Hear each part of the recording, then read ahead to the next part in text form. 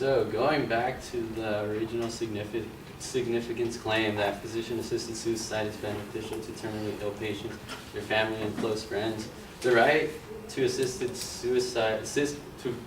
physician suicide is an inherent right, which does not have to be given to the individual.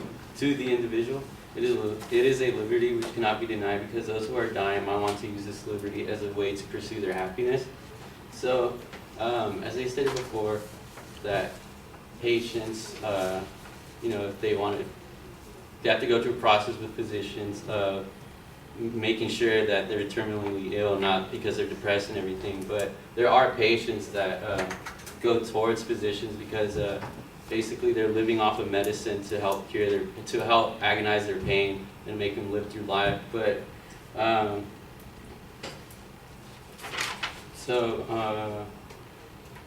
for the terminally ill, this medicine is just prolonging suffering. Medicine is supposed to alleviate the suffering that a patient undergoes, yet the only thing that medical technology does for a dying patient is give that patient more pain and agony day after day. So some terminal patients in the past have gone to their doctors and asked for a final medication that will take all the pain away, which is in this case lethal drugs. For example, as Ronald Dworkin states, he's an author, he states in his book regarding a patient named Lillian Boyes, an English woman who was suffering from a severe case of rheumatoid arthritis. So she begged her doctor to assist her to die because she could no longer stand the pain. Another example is Dr. Ali Khalid.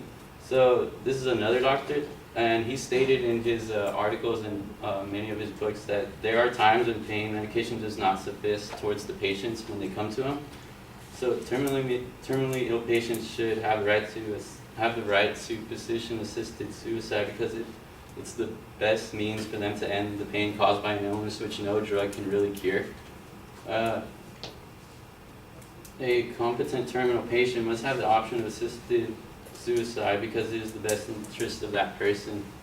So going back to the inherency claim, physician-assisted suicide will prevent prosecution of doctors in the 45 states where it is legal, and has prevented the prosecution of doctors in the 5 states where it is legal. So, as stated before, the Hippocratic Oath, that's what physicians take in the beginning regarding their, it's just an oath they take in the beginning of their,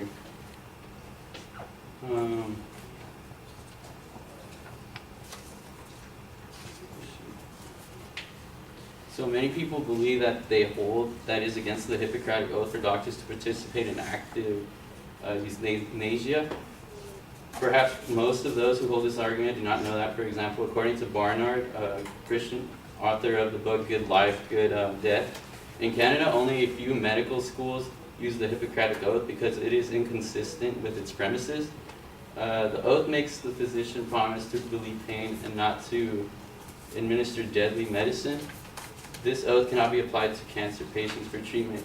Cancer patients are given chemotherapy, a form of radioactive medicine that is poisonous to the body. So it's basically saying that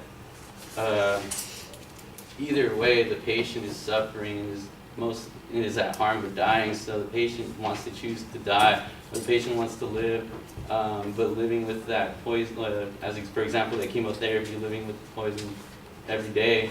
It's basically the same thing because eventually you don't know how the result's going to be. And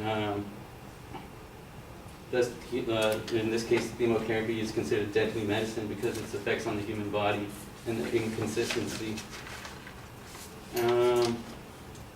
Another example is respirators and high dosage of drugs cannot save a terminal patient from the victory of a disease or an illness, going back to just the same medicine and anything.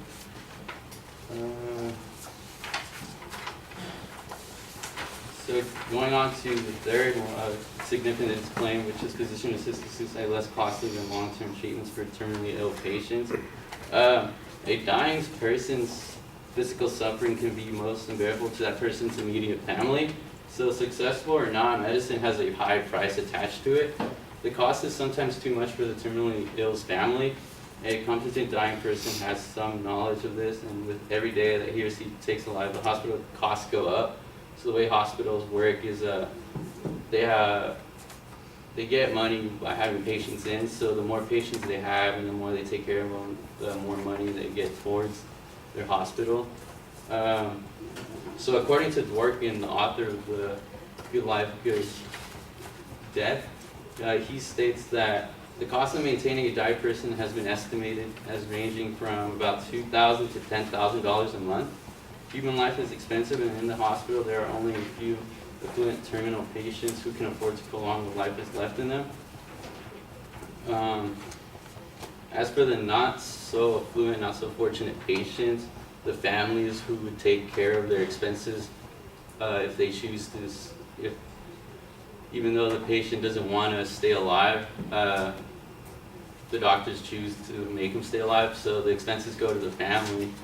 Of course, most families don't consider the cost though when trying to save their loved ones.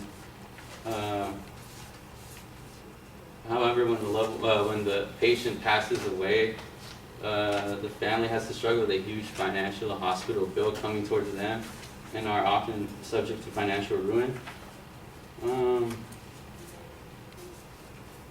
So according to Ronald Dworkin again, he states that many people want to save their relatives at the expense of keeping them alive, keeping them pointlessly alive. So it's basically just paying for something that the patient does not want to keep going through. So to leave the family in financial ruins is by no means a form of consolation. Those terminally ill patients who have accepted their imminent death cannot prevent their families from plunging into financial debt because they don't have the option of halting the medical bills from piling up.